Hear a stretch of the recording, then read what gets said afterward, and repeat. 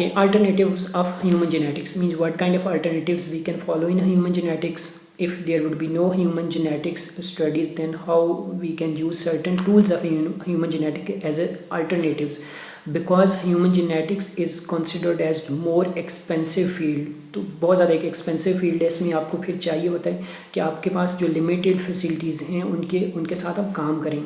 जैसे यहाँ पे फर्स्ट वन अल्टरनेटिव को हम डिस्कस करें, that is familial genetic counselling.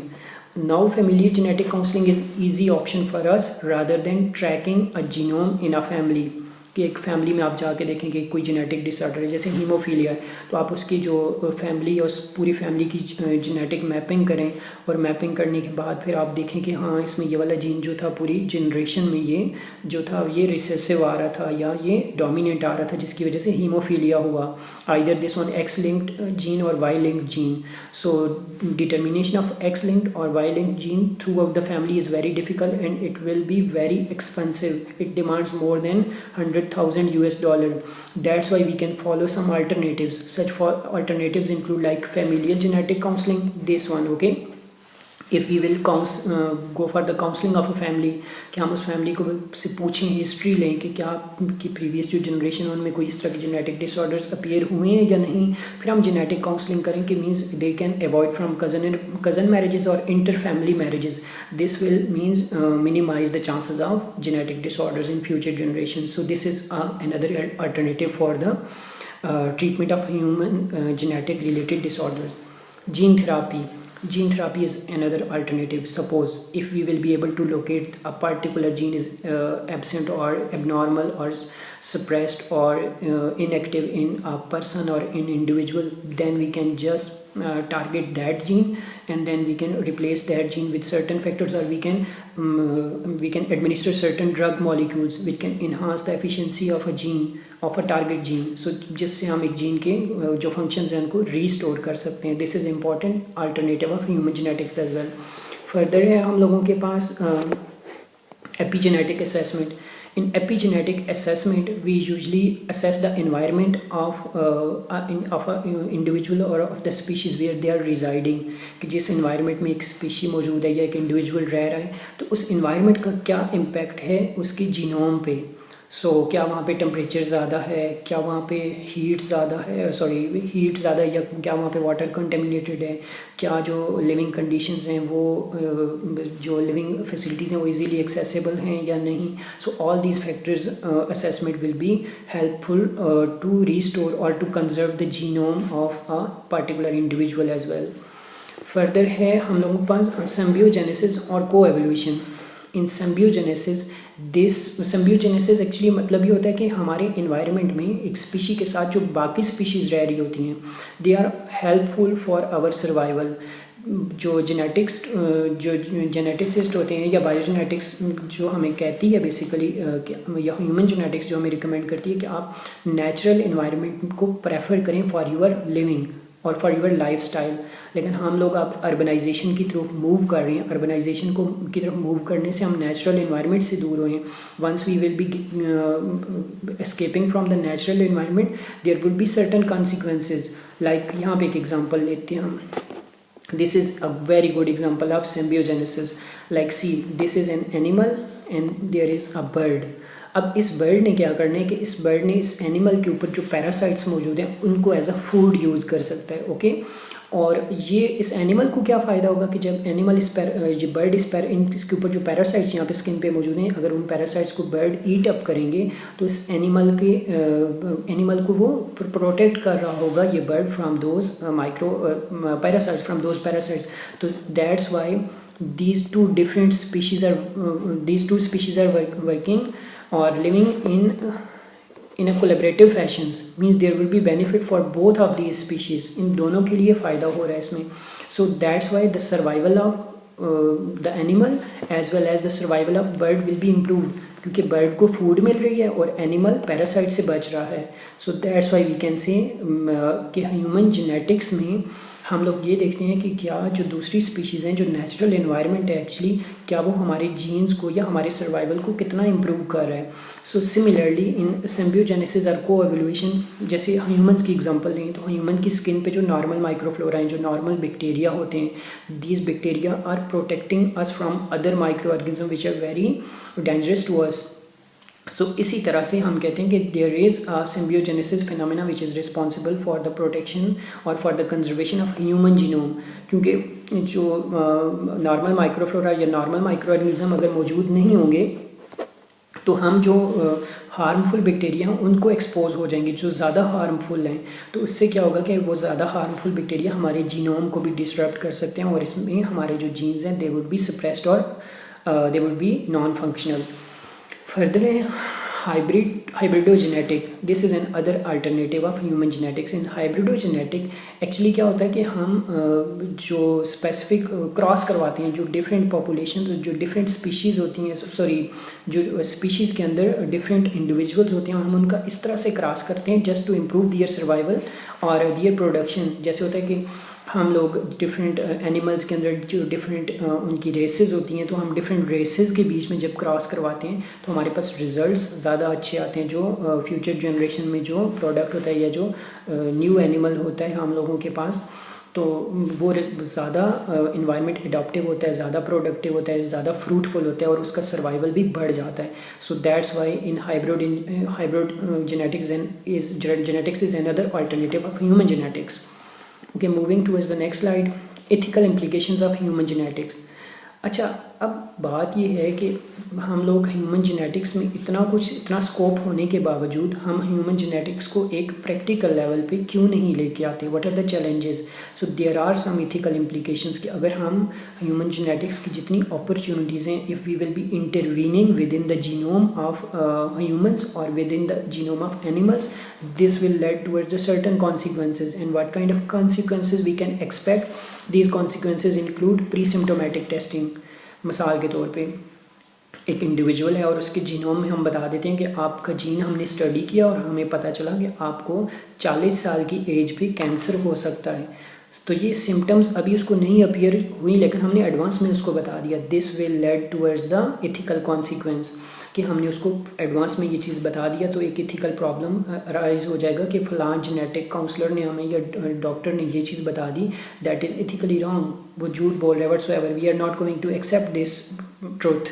So this is ethical implication of human genetics. Further carrier screening.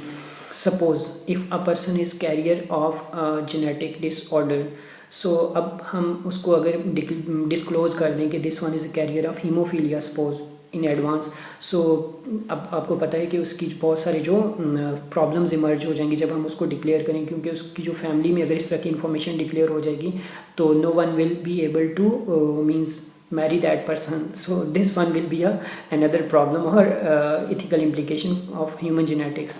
So further, workplace genetic screening and testing. आप कहीं पे काम कर रहे हैं, किसी कंपनी में काम कर रहे हैं और वहाँ पे पता चलता है कि आप किसी जेनेटिक डिसऑर्डर से सफ़र कर रहे हैं and people will try to avoid from you.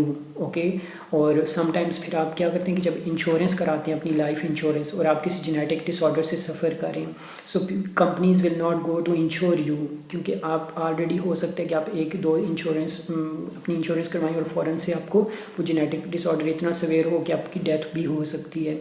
So this is also, इसी वजह से इंश्योरेंस कंपनीज़ आपकी जब इंश्योरेंस करती हैं तो उससे पहले आपका मेडिकल फिटनेस एग्ज़ाम लेती हैं या मेडिकल फिटनेस सर्टिफिकेट आपसे लेती हैं just to insure that you are living healthy life. Okay, so this is another implication of human genetics. Further, bargaining ability to manipulate human genotypes and phenotypes.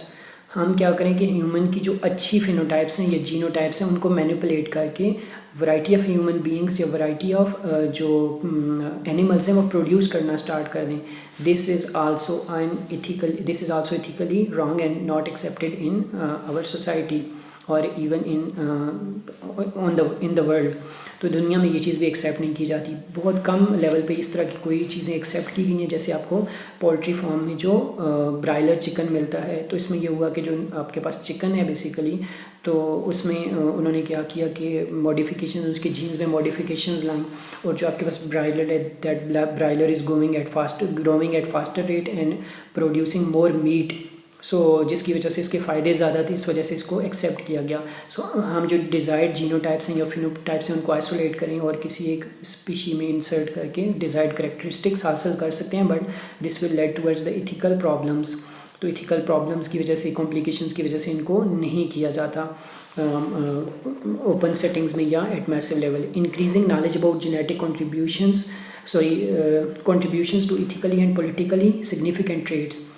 अच्छा, ये भी होता है कि हमें पता चल जाए कि जो कुछ पॉलिटिकली सिग्निफिकेंट ट्रेड्स हैं या इथिकली सिग्निफिकेंट ट्रेड्स हैं, कुछ लोगों के बारे में हमें पता चल जाए कि हाँ यार, इनकी जो फैमिली है उसमें ये वाले जो जीन्स हैं, they are responsible for certain intelligence determination, for certain parameters for intelligence determination. तो this is also ethically not accepted कि आप ये इस तरह की इन्फॉर्मेशन डिस्क्लोज कर दें कि यार इस तरह के लोग हैं, they are more involve in politics और they are more involve in fight. जैसे पश्तून लोगों को कहा जाता है कि they are more prone to fight, कि वो ज़्यादा जो फाइट की तरफ माइल होते हैं और ज़्यादा जंगजू होते हैं। So declaration of these information is also ethically not accepted in human genetics और ethically creating challenges for human genetics. Okay, behavior traits will challenge our self understanding and social institutions। कि अगर हम क्या करें कि behavior trait genes are also determining our behavior, कि अगर हम ये स्टडी करना स्टार्ट कर दें कि मेरे जीन्स जो हैं बेसिकली वो ये बिहेवियर मेरा बना रहे हैं और they are responsible for such behaviour, तो उससे ये होगा कि हम अपने खुद को अंडरस्टैंड करने में मसला हो जाएगा कि मैं इंटरेक्ट कैसे कर रहा हूँ, जो कि प्रेजेंट फिजिकली इंटरेक्ट कैसे कर रहा हूँ, और मेरे जो जीन्स हैं basically what kind of information genes contain, this will also create a knowledge gap for a person as well. And further, in case of social institutions, if we will study the behavioral gene of an institute, like a social institute, so it will also lead to as the consequences कि हमें पता चलेगा कि किस किस तरह के behavior के लोग भी हमारे institutes में reside कर रहे हैं, और this will lead towards the complications और consequences। तो ये भी एक बहुत बड़ा problem है, that is also ethically not correct। Human genetics in review और कंक्लूजन। तो ह्यूमन जेनेटिक्स का क्या स्कोप हो सकता है, कितनी अपॉर्चुनिटीज़ हैं, what kind of opportunity we can expect from human genetics. So this slide is important for those people who wants to know the scope of human genetics और opportunities.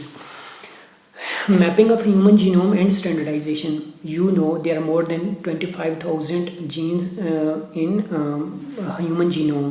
So human genome में जो 25,000 से ज़्यादा genes मौजूद हैं, तो if we will be able to locate the exact position of those genes, this will be a massive achievements to go for gene specific treatment strategies। तो हम लोगों के पास जैसे होते हैं ना, गूगल मैप है आपके पास, तो आप कहीं पाकिस्तान में, पूरी दुनिया में कहीं पे भी जाना चाहते हैं तो आप मैप के ज़रिए इन्फॉर्मेशन फाइंड कर सकते हैं कि आप कहाँ जाना चाह रहे हैं, कौन सी लोकेशन है। तो अगर हमारे पास ह्यूमन जीनोम की बात करें तो हम ह्यूमन जीनोम पे जीन्स को देखना चाहें कि कहाँ पे कौन सा जीन लोकेटेड है। This is not fully characterised yet, so it's mean there is a lot of market or opportunities market in human genetics, means you can even characterize those 25,000 genes। फिर आप क्या करें कि उनको रिव्यू करें कि क्या आपने 10 लोगों के ग्रुप में एक जीन को स्टडी किया, that was located on 21 number chromosome, और अब दूसरे जो ग्रुप है पॉपुलेशन का 20 लोगों का ग्रुप है, आपने उसी जीन को दूसरों में स्टडी किया तो वो आपको 22 नंबर क्रोमोसोम्स पे वही जीन मिला। So this will create a conflict for standardisation. We need to go for homogenetic kind of research strategies to determine where a single gene is present in variety of people. So standardization of human genome have also a lot of research opportunities and market opportunities. Genetic basis assessment, एक human की जो genetic basis है उसको assess करना, this is also a brighter opportunity और market in research market in human genetics कि एक individual है उसके जो जेनेटिक बेसिस है, कौन कौन से जीन्स उसमें मौजूद हैं, कौन कौन से जीन्स किस तरह से एक्सप्रेस हो रही हैं, तो genetic basis determination also have a valuable role. Population screening, अब ये बहुत इंटरेस्टिंग पॉइंट है कि पॉपुलेशन स्क्रीनिंग में हम देखें कि एक पॉपुलेशन में कौन से ऐसे जीन्स हैं विच आर एबनॉर्मल और एबरेंट। उसमें जैसे बीटा थैलेसीमिया की जीन्स पाकिस्तान में काफ़ी ज़्यादा स्टडी हुए हैं कि अब कौन कौन से रीजन्स हैं जहाँ पे बीटा थैलेसीमिया, कौन सी ऐसी पॉपुलेशंस हैं जहाँ पे बीटा थैलेसीमिया के जो जीन्स जिनका जो जीन है वो एबनॉर्मल है। So this one even creates more opportunities, और इसका फ़ायदा ये होता है कि you can go for targeted prevention strategies, and even you can go for the targeted therapeutic strategies. Government can decide certain therapeutic or treatment strategies in according to the population genetics. तो population screen भी कर सकते हैं आप different genes के normal या abnormal presence को detect करने के लिए। Clinical and non clinical phenotypes, तो ह्यूमन जेनेटिक्स में हम ये भी देखते हैं कि what kind of phenotypes are which are clinically important and what kind of phenotypes which are non clinically important. तो क्लिनिकल फिनोटाइप्स का मतलब ये होता है कि ऐसी फिनोटाइप्स जैसे आइज़ कलर हो गया जो कि विजिबल होती हैं, या जो आप हॉस्पिटल में जब जाएं और आप किसी डिजीज़ से सफ़र कर रहे हैं तो आपको पता चले कि इस जीन की ये वाली जो फिनोटाइप है एक्चुअली वो रिस्पॉन्सिबल है for this disease. So this is also not means characterised yet. जैसे एक एग्जांपल है हंटिंगटन डिजीज़ है, तो हंटिंगटन डिजीज़ के लिए आप जाएं एक क्लिनिक में तो आपको वहाँ पे जो जेनेटिक काउंसलर है या जो एक्सपर्ट है जेनेटिक्स में वो ये बताए कि आपको कि हंटिंगटन डिजीज़ आपको 5 सालों बाद हो सकती है। तो it's mean that person clinically confirmed your phenotype कि आपकी जो विजिबल सिम्टम्स वगैरह हैं उससे देख के उसने वो एस्टिमेट किया बाय यूजिंग पेडिग्री एनालिसिस और डिफरेंट जो जेनेटिक टेस्टिंग की अप्रोचेज़ होती हैं उनको फॉलो करके। तो जो कि क्लिनिकल, फिर नॉन क्लिनिकल फिनोटाइप्स की कुछ ऐसी हैं which are not clinically significant, if means this is there is a huge scope in both terms. Recap, अब हम डिस्कस करेंगे कि हमने पूरे इस लेक्चर में क्या क्या पढ़ा है। सो स्टार्ट हमने किया था एवोल्यूशन वर्सेस ह्यूमन जेनेटिक्स कि जो ह्यूमन जेनेटिक्स है उसकी जो बेसिस है वो एवोल्यूशन पे है, क्योंकि टाइम के साथ जब चेंजेस एवोल्यूशनरी चेंजेस आई हैं तो उसके साथ ह्यूमन जीन्स में भी बहुत बड़ी चेंजेस नोट की गई हैं कि ह्यूमन जीन्स में भी वेरिएशंस आई हैं। Number of genes are to become extinct in human population and number of genes are very near to extent in human genetic in human genome। तो ये एवोल्यूशन की वजह से इसका और ह्यूमन जेनेटिक्स का आपस में बहुत रिलेशन है। टर्म्स फिर हमने पढ़ी, जीन्स की टर्म पढ़ी, पॉलीमॉर्फिज्म पढ़ी, इनहेरिटेंस पढ़ा, ये सारी टर्म्स भी हमने डिस्कस की। हमने कहा कि genes are actually the segment of DNA which are responsible for the transmission of characters from parents to offspring और from generations to generations as well. So medical genetics को हमने डिस्कस किया था। Medical genetics actually deals with the study of certain diseases and their etiology in terms of genes, means what kind of genes are responsible for certain medical conditions or medical diseases।